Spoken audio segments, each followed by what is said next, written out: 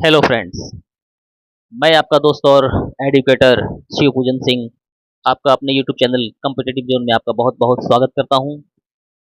दोस्तों, विभिन्न परीक्षाओं से संबंधित टेस्ट सीरीज और विभिन्न टॉपिक से संबंधित जीके और जीएस की क्लास तथा इंग्लिश की क्लास इस चैनल के द्वारा आपको प्रस्तुत किया जाता है। इसी संदर्भ में आपके सामने आज भारतीय संविधान टॉप एमसीक्यूज आपके सामने लाया हूं। ये टॉपिक्स जो आपके सामने प्रस्तुत किए जाते हैं बड़े ही विस्तृत व्याख्या के साथ मैं आपको प्रस्तुत करता हूं। किसी परीक्षा के पूर्व जब आप इसका अवलोकन करेंगे तो ये आपको एग्जाम बूस्टर का काम करेगा। ओके, इससे पहले कि सेशन की हम शुरुआत करें, अगर आपने अभी तक इस चैनल को सब्सक्राइब नहीं किया है तो इसे आप सब्सक्राइब जरूर करें। ओके, ऐसा करने से यहाँ पर बनने वाले सारे वीडियोस जो कि रिकॉर्डेड क्लासरूम के जैसे होते हैं आपको उपलब्ध होते रहेंगे। ओके, तो आइए शुरू करते हैं। इससे पहले इस वीडियो की हम शुरुआत करें, एक छोटा सा पेप टॉक आपके लिए। वो ये है, नाप कर थोड़ी जमी को यह न सोचो कुछ नहीं है, सामने है नभ पड़ा और फिर यह अंतरिक्ष भी है। अपने परों को पसार करके दूर दूर आसमान में उड़ने की प्रक्रिया कंपटीशन का पहला कदम, और यही आपको सफलता दिलाएगी। ओके, तो आइए शुरू करते हैं।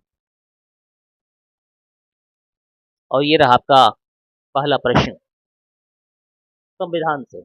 बहुत ही इंपॉर्टेंट क्वेश्चन, बार बार परीक्षाओं में रिपीट किया जाने वाला। भारतीय संविधान सभा का गठन कब हुआ था?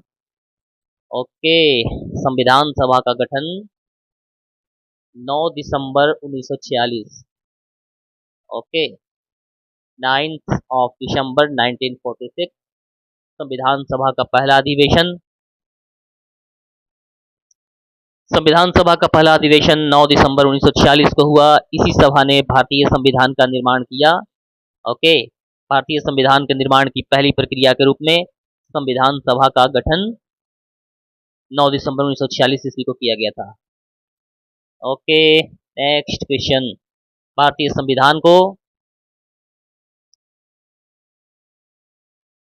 अंगीकृत कब किया गया? ओके, ये मिसप्रिंट है यहाँ पर, अंगीकार, ये वर्ड अंगीकार वर्ड है। ओके,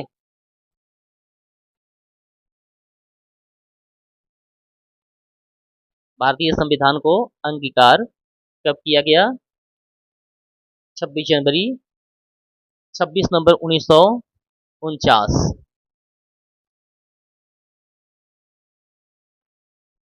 जब आप प्रस्तावना को पढ़ेंगे, प्रस्तावना को जब देखेंगे तो इसमें इस बात का जिक्र किया गया है। संविधान को 26 नवंबर 1949 को अंगीकार किया गया था, लेकिन यह 26 जनवरी 1950 ईस्वी में लागू हुआ था। ओके, तो 26 नवंबर और 26 जनवरी ये दोनों जो टर्म है, डेट हैं, वो भारतीय संविधान के लिए बड़े ही महत्वपूर्ण डेट है दोनों। यानी कि 26 जनवरी का जो डेट है वो भारतीय संविधान के दृष्टिकोण से बहुत ही महत्वपूर्ण दिवस।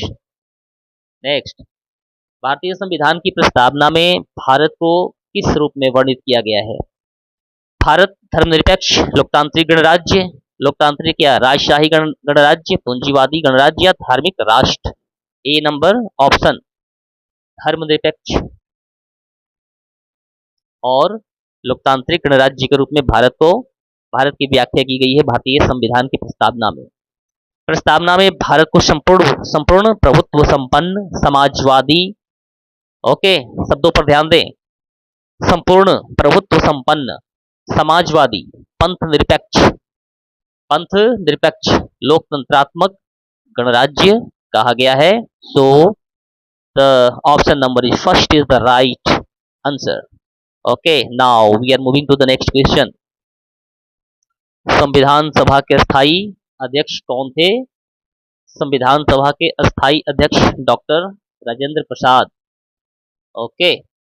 और सच्चिदानंद सिन्हा संविधान सभा के अस्थाई अध्यक्ष थे। ओके। संविधान सभा के प्रारूप समिति के अध्यक्ष कौन थे? डॉक्टर भीमराव अंबेडकर को संविधान सभा के प्रारूप समिति के अध्यक्ष बनाया गया था। उन्हें भारतीय संविधान का शिल्पकार भी कहा जाता है। इन्हें डॉक्टर बी आर अम्बेडकर को भारतीय संविधान का शिल्पकार भी कहा जाता है। So right answer is C. Next, Bharat का संविधान कितने भागों में विभाजित है? 22 भाग। ओके, भारतीय संविधान में 22 भाग हैं। ओके, आगे अनुसूचियों और अनुच्छेद का वर्णन हम करेंगे। नेक्स्ट,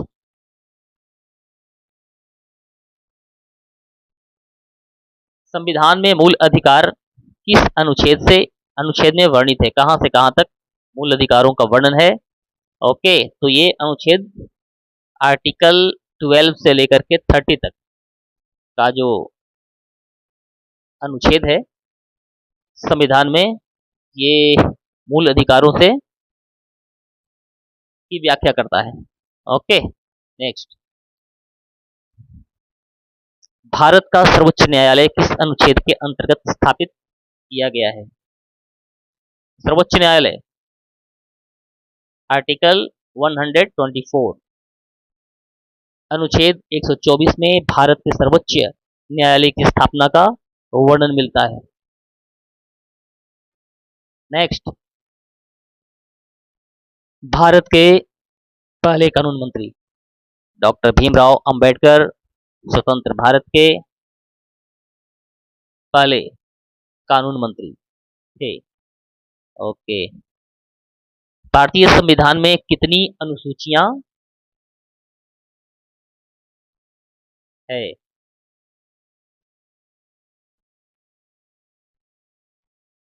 ओके, भारतीय संविधान में कितनी अनुसूचियां हैं?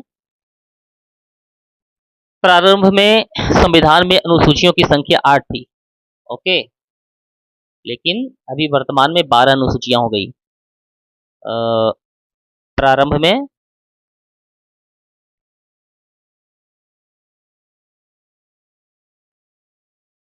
8 अनुसूचियां थी, वर्तमान में 12 अनुसूचियां हो गई हैं। ओके, भारतीय संविधान का संरक्षक किसे कहा जाता है? राष्ट्रपति, संसद, सर्वोच्च न्यायालय या प्रधानमंत्री? तो सर्वोच्च न्यायालय को संविधान का संरक्षक, द गार्डियन ऑफ कॉन्स्टिट्यूशन कहा जाता है। ओके, राष्ट्रपति भारतीय संविधान में कितने प्रकार के आपातकालों का कितने प्रकार के आपातकालों का वर्णन है भारतीय संविधान में? तो 3 प्रकार के आपातकालों का भारतीय संविधान में वर्णन है। ओके, कौन कौन से हैं तीनों आपातकाल? राष्ट्रीय आपातकाल, राज्यीय और द्वितीय आपातकाल। मौलिक कर्तव्यों को भारतीय संविधान में किस वर्ष जोड़ा गया था? 1976, 1976, 42वें संविधान संशोधन। कौन सा संशोधन? 42वां संविधान संशोधन 1976। इसमें फंडामेंटल राइट्स को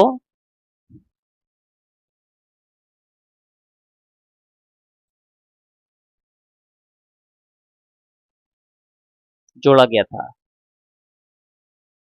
नेक्स्ट, भारतीय गणराज्य का मुखिया कौन होता है? तो ये हैं राष्ट्रपति। वर्तमान में भारत के राष्ट्रपति कौन है? इसे आप कमेंट्स बॉक्स में बताएंगे आप बच्चों पर,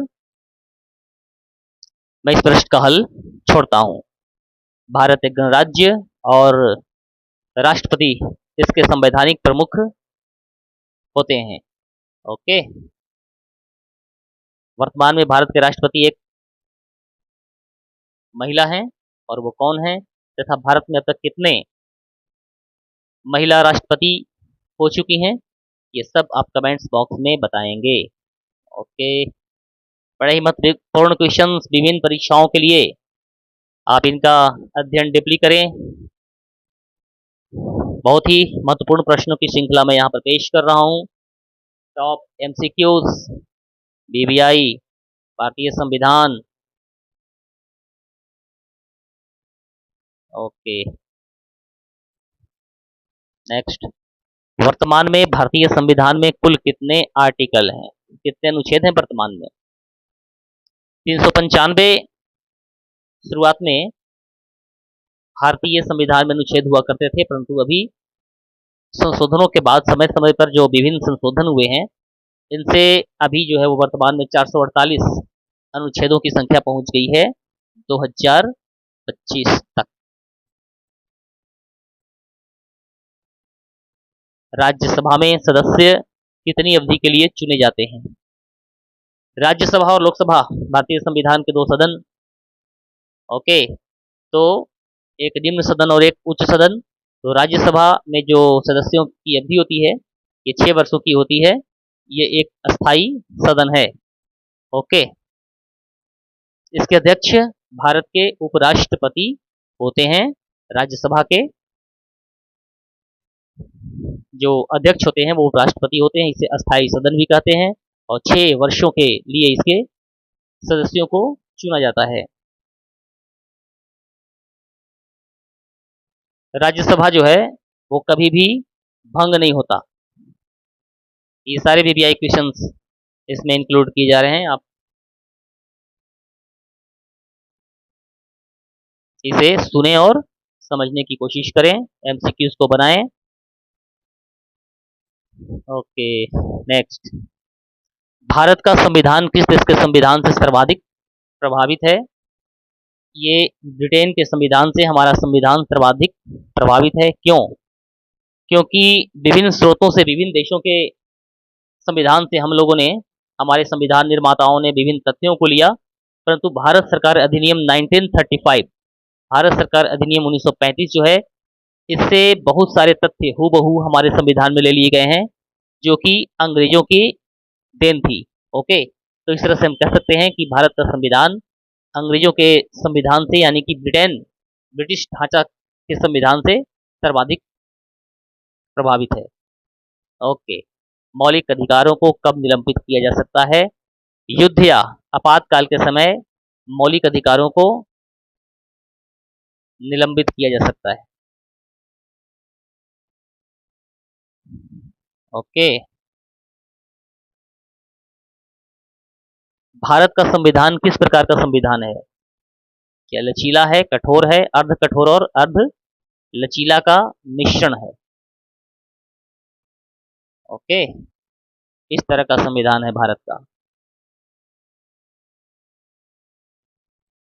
भारतीय संविधान को कुछ अनुच्छेदों में सरलता से और कुछ में विशेष प्रक्रिया द्वारा संशोधित किया जा सकता है। तो इस प्रकार से भारतीय संविधान एक अर्ध कठोर और अर्ध लचीला, ओके, अर्ध लचीला का क्या है? संगम है।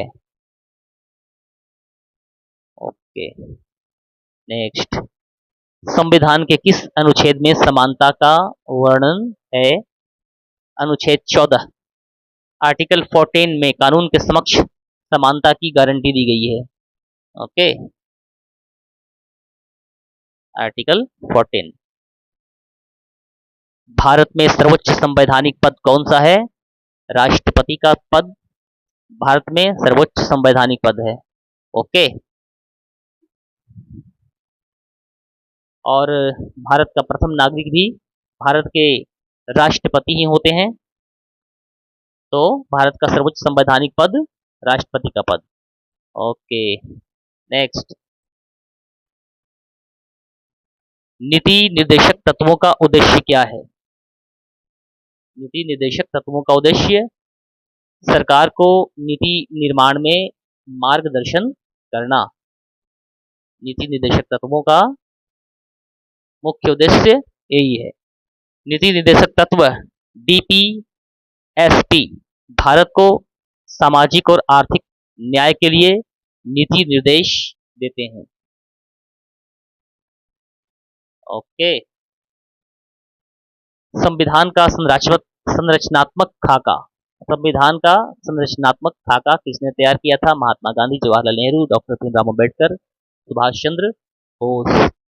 ये हैं doctor Bhimrao Ambedkar. Okay, doctor Ambedkar संविधान के मुख्य शिल्पकार माने जाते हैं।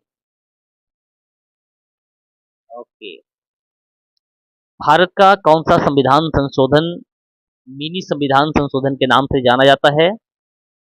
ये है 42वां संविधान संशोधन, जो कि 1976 में हुआ था, 1976 में। इसमें कई मूलभूत परिवर्तन किए गए थे।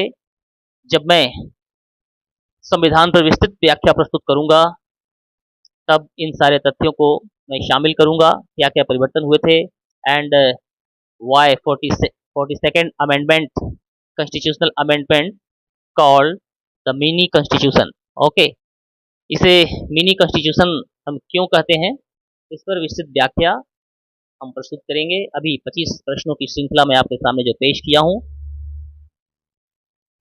अभी आप इस पर ही अपना ध्यान केंद्रित करें। 25 प्रश्नों की श्रृंखला मैं बाद में लाऊंगा, ऐसे ऐसे करके बहुत महत्वपूर्ण क्वेश्चन मैं लाता रहूंगा संविधान से लेकर के।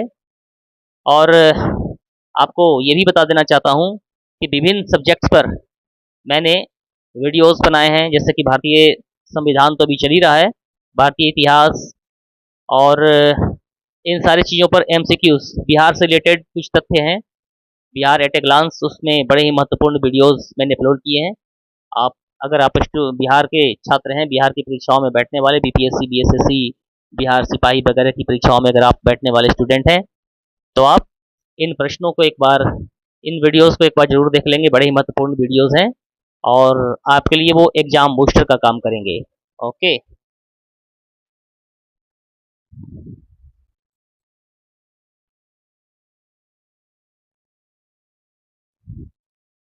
तो बच्चों, आपने यहाँ पर इन प्रश्नों का अध्ययन किया। बड़े ही महत्वपूर्ण और हाई लेवल प्रश्नों की श्रृंखला मैं आगे भी पेश करता रहूँगा। इस चैनल की यही व्याख्या है, इस चैनल की यही विशेषता है कि आपके लिए डेडिकेटेड क्लास मैं हमेशा लाता हूँ।